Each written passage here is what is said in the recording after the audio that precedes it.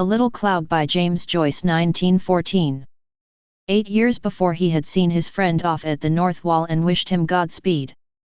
Gallaher had got on. You could tell that at once by his travelled air, his well-cut tweed suit, and fearless accent. Few fellows had talents like his, and fewer still could remain unspoiled by such success. Gallaher's heart was in the right place and he had deserved to win. It was something to have a friend like that. Little Chandler's thoughts ever since lunchtime had been of his meeting with Gallaher, of Gallaher's invitation, and of the great city London where Gallaher lived. He was called Little Chandler because, though he was but slightly under the average stature, he gave one the idea of being a little man. His hands were white and small, his frame was fragile, his voice was quiet and his manners were refined. He took the greatest care of his fair silken hair and moustache, and used perfume discreetly on his handkerchief. The half-moons of his nails were perfect, and when he smiled you caught a glimpse of a row of childish white teeth. As he sat at his desk in the King's Inns he thought what changes those 8 years had brought. The friend whom he had known under a shabby and necessitous guise had become a brilliant figure on the London press. He turned often from his tiresome writing to gaze out of the office window. The glow of a late autumn sunset covered the grass plots and walks. It cast a shower of kindly golden dust on the untidy nurses and decrepit old men who drowsed on the benches, it flickered upon all the moving figures, on the children who ran screaming along the gravel paths and on everyone who passed through the gardens.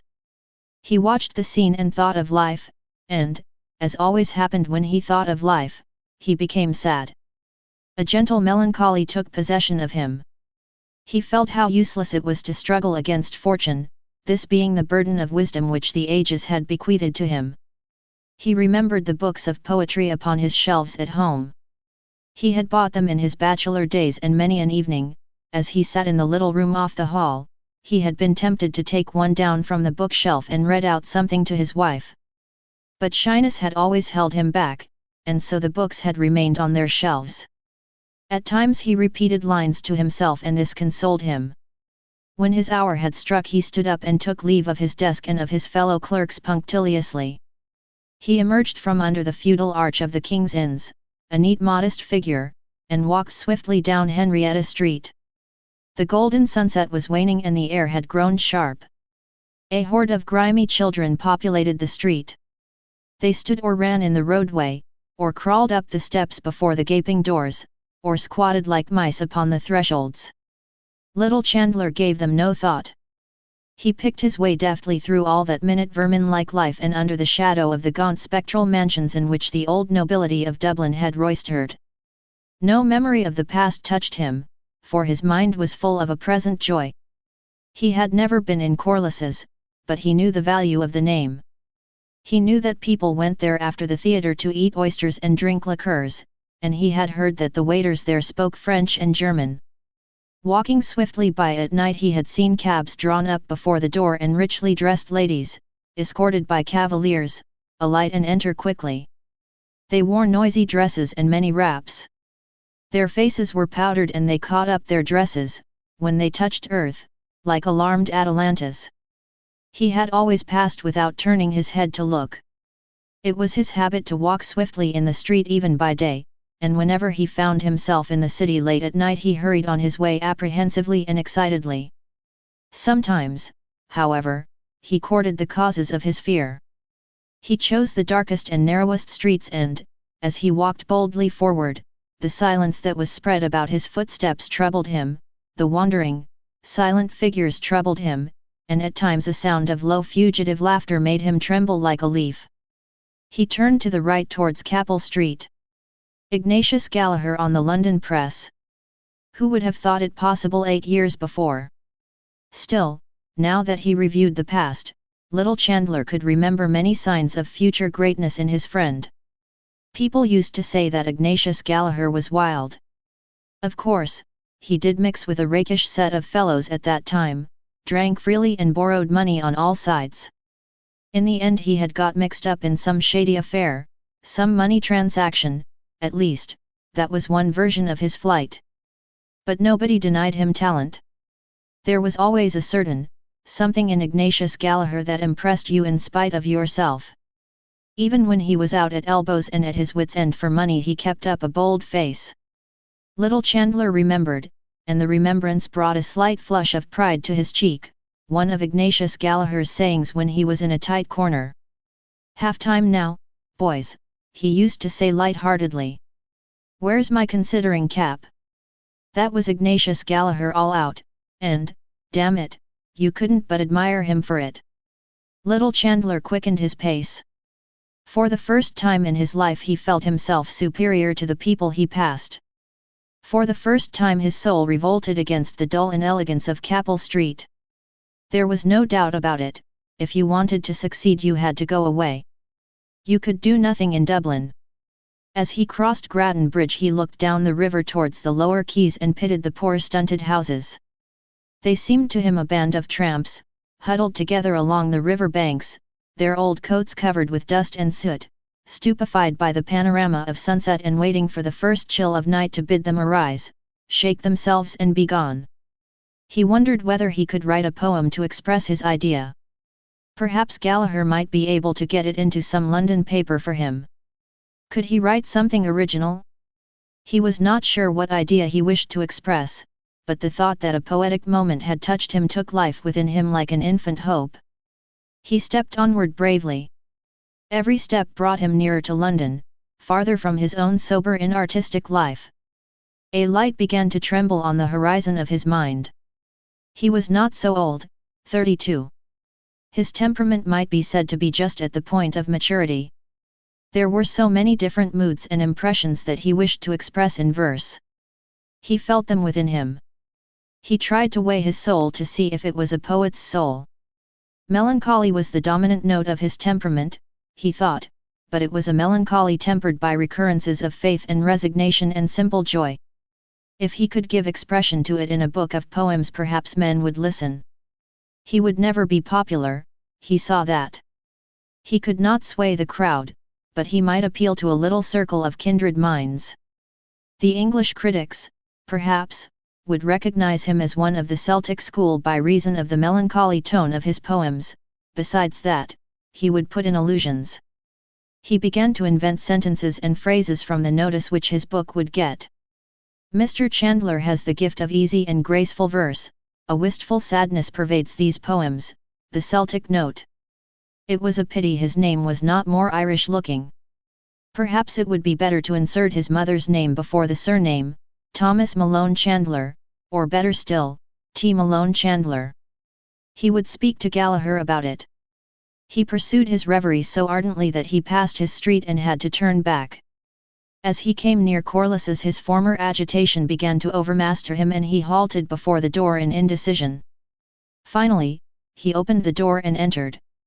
The light and noise of the bar held him at the doorway for a few moments. He looked about him, but his sight was confused by the shining of many red and green wine glasses. The bar seemed to him to be full of people and he felt that the people were observing him curiously. He glanced quickly to right and left, frowning slightly to make his errand appear serious, but when his sight cleared a little he saw that nobody had turned to look at him, and there, sure enough, was Ignatius Gallaher leaning with his back against the counter and his feet planted far apart. "Hello, Tommy, old hero, here you are. What is it to be? What will you have?" "I'm taking whiskey, better stuff than we get across the water." "Soda? Lithia? No mineral?" "I'm the same. Spoils the flavor. Here, Garin, bring us 2 halves of malt whiskey, like a good fellow." "Well, and how have you been pulling along since I saw you last? Dear God, how old we're getting. Do you see any signs of aging in me, what? A little grey and thin on the top, what?" Ignatius Gallaher took off his hat and displayed a large closely cropped head. His face was heavy, pale, and clean-shaven. His eyes, which were of bluish slate color, relieved his unhealthy pallor and shone out plainly above the vivid orange tie he wore. Between these rival features the lips appeared very long and shapeless and colorless. He bent his head and felt with 2 sympathetic fingers the thin hair at the crown. Little Chandler shook his head as a denial. Ignatius Gallaher put on his hat again. It pulls you down, he said. Press life. Always hurry and scurry, looking for copy and sometimes not finding it, and then, always to have something new in your stuff. Damn proofs and printers, I say, for a few days. I'm deuced glad, I can tell you, to get back to the old country. Does a fellow good, a bit of a holiday. I feel a ton better since I landed again in dear, dirty Dublin. Here you are, Tommy. Water? Say when. Little Chandler allowed his whiskey to be very much diluted. You don't know what's good for you, my boy, said Ignatius Gallaher. I drink mine neat. I drink very little as a rule, said Little Chandler modestly. An odd half one or so when I meet any of the old crowd, that's all. Ah well, said Ignatius Gallaher cheerfully, here's to us and to old times and old acquaintance. They clinked glasses and drank the toast. I met some of the old gang today, said Ignatius Gallaher. O'Hara seems to be in a bad way. What's he doing? Nothing, said Little Chandler. He's gone to the dogs. But Hogan has a good sit, hasn't he? Yes, B's in the Land Commission. I met him one night in London and he seemed to be very flush. Poor O'Hara. Booze, I suppose. Other things, too, said Little Chandler shortly. Ignatius Gallaher laughed. Tommy, he said, I see you haven't changed an atom. You're the very same serious person that used to lecture me on Sunday mornings when I had a sore head and a fur on my tongue. You'd want to knock about a bit in the world. Have you never been anywhere even for a trip? I've been to the Isle of Man, said Little Chandler. Ignatius Gallaher laughed. The Isle of Man, he said. Go to London or Paris, Paris, for choice. That'd do you good. Have you seen Paris? I should think I have. I've knocked about there a little. And is it really so beautiful as they say? Asked Little Chandler. He sipped a little of his drink while Ignatius Gallaher finished his boldly. Beautiful, said Ignatius Gallaher, pausing on the word and on the flavor of his drink. It's not so beautiful, you know. Of course it is beautiful. But it's the life of Paris, that's the thing. Ah, there's no city like Paris for gaiety, movement, excitement. Little Chandler finished his whiskey and, after some trouble, succeeded in catching the barman's eye. He ordered the same again. I've been to the Moulin Rouge, Ignatius Gallaher continued when the barman had removed their glasses, and I've been to all the Bohemian cafes. Hot stuff. Not for a pious chap like you, Tommy. Little Chandler said nothing until the barman returned with 2 glasses, then he touched his friend's glass lightly and reciprocated the former toast. He was beginning to feel somewhat disillusioned. Gallaher's accent and way of expressing himself did not please him. There was something vulgar in his friend which Li had not observed before. But perhaps it was only the result of living in London amid the bustle and competition of the press. The old personal charm was still there under this new gaudy manner. And, after all, Gallaher had lived, he had seen the world. Little Chandler looked at his friend enviously. Everything in Paris is gay, said Ignatius Gallaher. They believe in enjoying life, and don't you think they're right?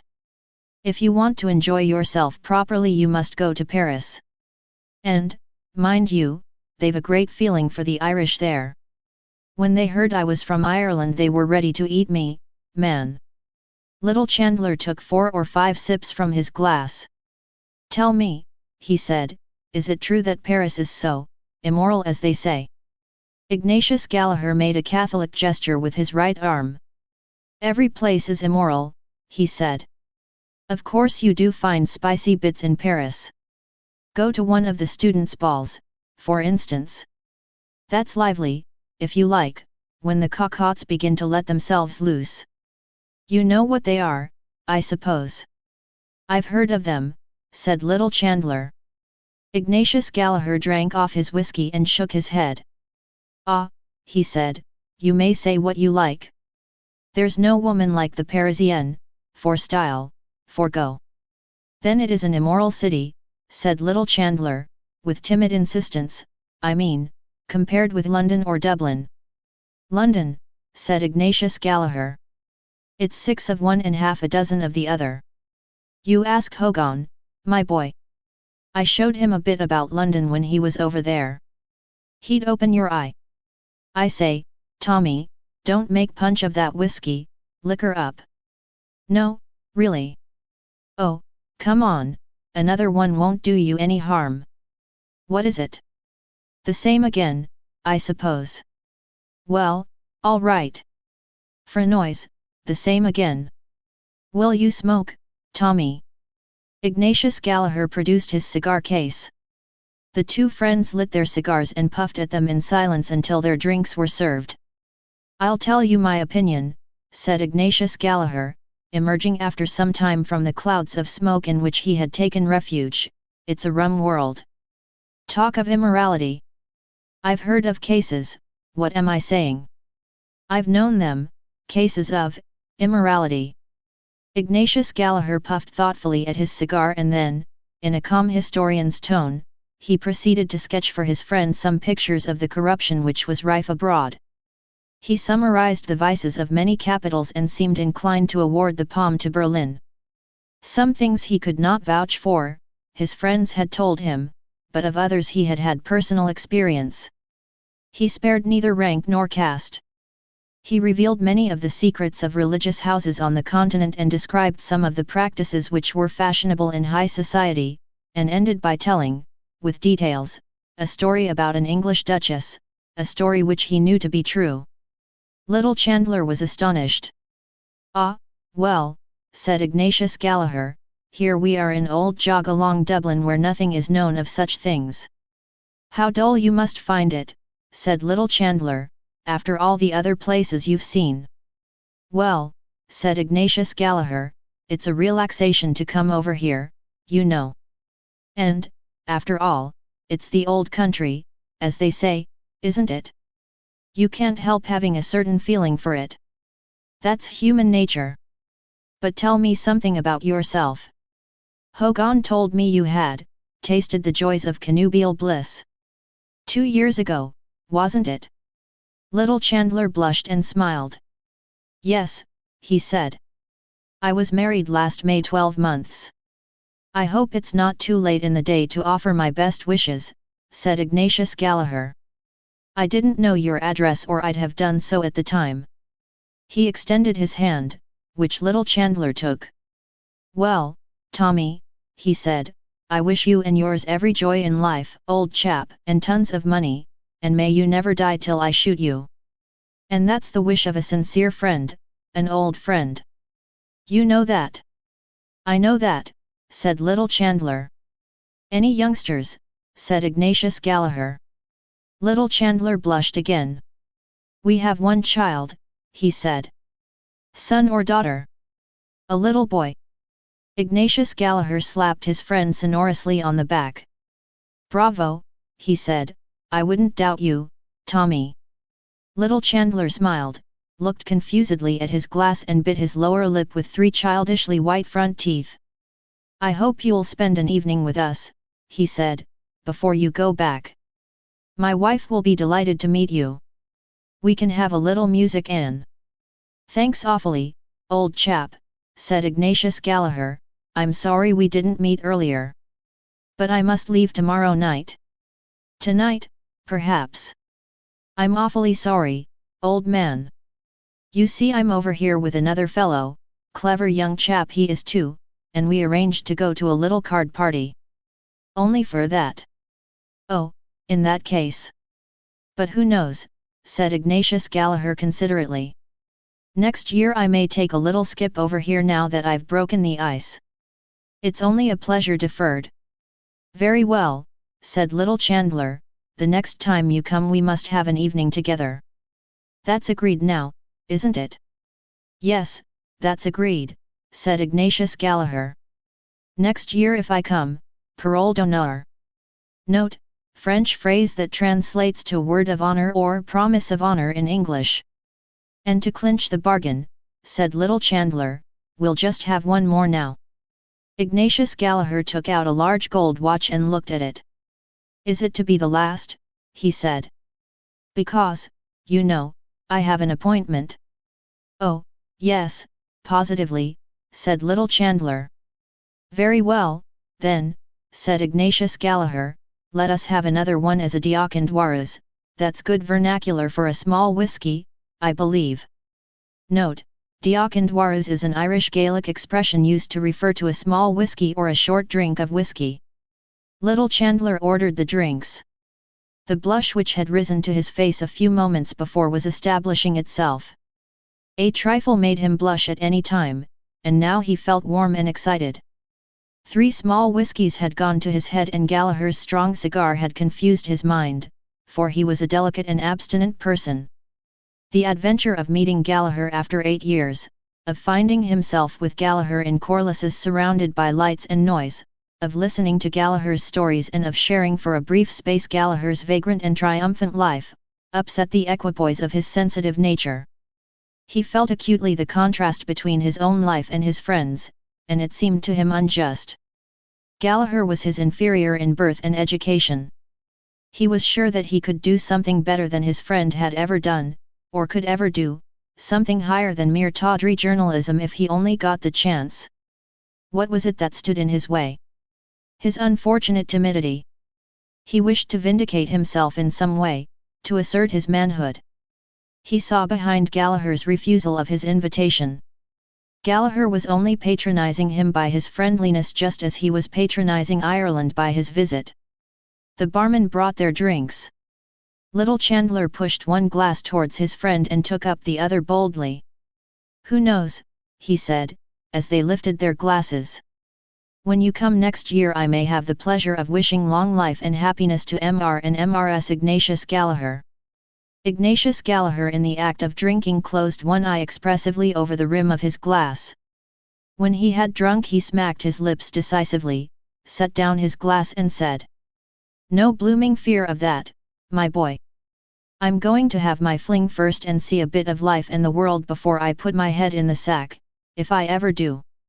"Some day you will," said Little Chandler calmly. Ignatius Gallaher turned his orange tie and slate blue eyes full upon his friend. "You think so," he said. "You'll put your head in the sack," repeated Little Chandler stoutly, "like everyone else if you can find the girl."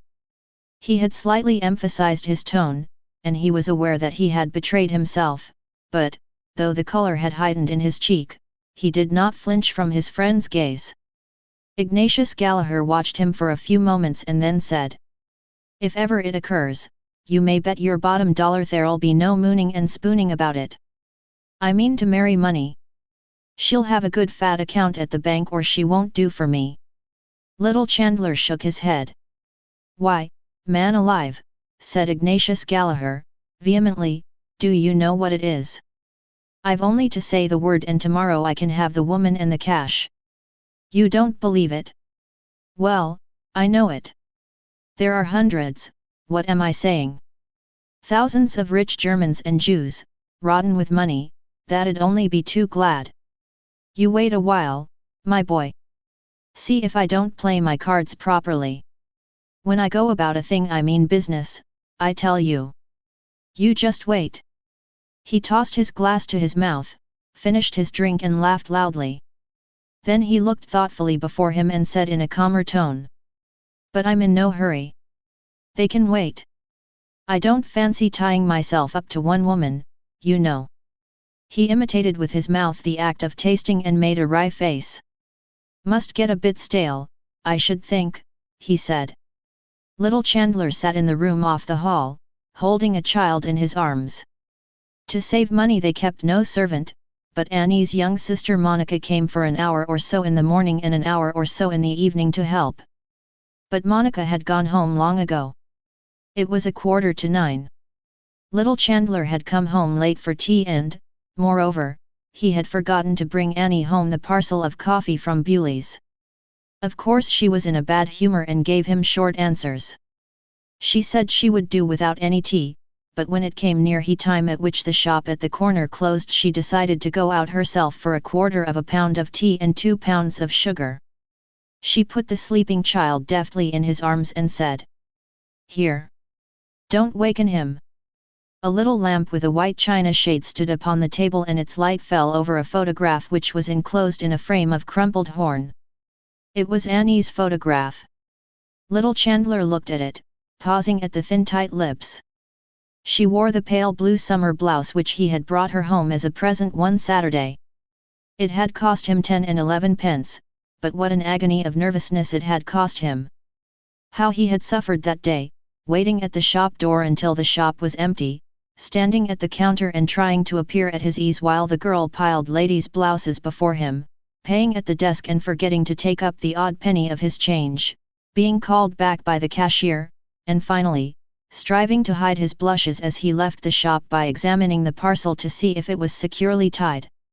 When he brought the blouse home, Annie kissed him and said it was very pretty and stylish, but when she heard the price she threw the blouse on the table and said it was a regular swindle to charge 10 and 11 pence for it. At first she wanted to take it back, but when she tried it on she was delighted with it, especially with the make of the sleeves, and kissed him and said he was very good to think of her. He looked coldly into the eyes of the photograph and they answered coldly. Certainly they were pretty and the face itself was pretty. But he found something mean in it. Why was it so unconscious and ladylike? The composure of the eyes irritated him. They repelled him and defied him, there was no passion in them, no rapture. He thought of what Gallaher had said about rich Jewesses. Those dark oriental eyes, he thought, how full they are of passion, of voluptuous longing. Why had he married the eyes in the photograph? He caught himself up at the question and glanced nervously round the room. He found something mean in the pretty furniture which he had bought for his house on the hire system. Annie had chosen it herself and it reminded him of her. It too was prim and pretty. A dull resentment against his life awoke within him. Could he not escape from his little house? Was it too late for him to try to live bravely like Gallaher? Could he go to London?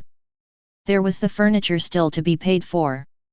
If he could only write a book and get it published, that might open the way for him. A volume of Byron's poems lay before him on the table. He opened it cautiously with his left hand lest he should waken the child and began to read the first poem in the book.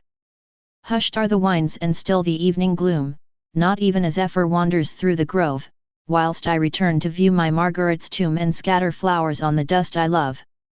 He paused. He felt the rhythm of the verse about him in the room. How melancholy it was! Could he, too, write like that, express the melancholy of his soul in verse? There were so many things he wanted to describe, his sensation of a few hours before on Grattan Bridge, for example. If he could get back again into that mood. The child awoke and began to cry. He turned from the page and tried to hush it, but it would not be hushed. He began to rock it to and fro in his arms, but its wailing cry grew keener. He rocked it faster while his eyes began to read the second stanza. Within this narrow cell reclines her clay, that clay where once. It was useless. He couldn't read. He couldn't do anything. The wailing of the child pierced the drum of his ear. It was useless, useless. He was a prisoner for life. His arms trembled with anger and suddenly bending to the child's face he shouted. "Stop!" The child stopped for an instant, had a spasm of fright and began to scream. He jumped up from his chair and walked hastily up and down the room with the child in his arms. It began to sob piteously, losing its breath for 4 or 5 seconds, and then bursting out anew. The thin walls of the room echoed the sound. He tried to soothe it, but it sobbed more convulsively. He looked at the contracted and quivering face of the child and began to be alarmed. He counted 7 sobs without a break between them and caught the child to his breast in fright. If it died! The door was burst open and a young woman ran in, panting. "What is it? What is it?" she cried. The child, hearing its mother's voice, broke out into a paroxysm of sobbing. "It's nothing, Annie, it's nothing." He began to cry. She flung her parcels on the floor and snatched the child from him. "What have you done to him?" she cried, glaring into his face. Little Chandler sustained for one moment the gaze of her eyes, and his heart closed together as he met the hatred in them. He began to stammer. "It's nothing." He began to cry. "I couldn't. I didn't do anything." "What?" Giving no heed to him, she began to walk up and down the room, clasping the child tightly in her arms and murmuring, "My little man! My little Manny! Was you frightened, love? There now, love! There now! Lam ba bon! Mama's little lamb of the world! There now!" Little Chandler felt his cheeks suffused with shame, and he stood back out of the lamplight. He listened while the paroxysm of the child's sobbing grew less and less, and tears of remorse started to his eyes. The end. A Little Cloud is a short story written by James Joyce in 1914, and it offers several key learning points. 1. The pursuit of ambition. The story revolves around the character of Little Chandler, who aspires to be a poet. It explores the theme of ambition and the tension between dreams and the practical demands of life. 2. The impact of discontent. Little Chandler's dissatisfaction with his life is a central theme. It shows how discontent and unfulfilled ambitions can lead to frustration and resentment. 3. The influence of parenthood.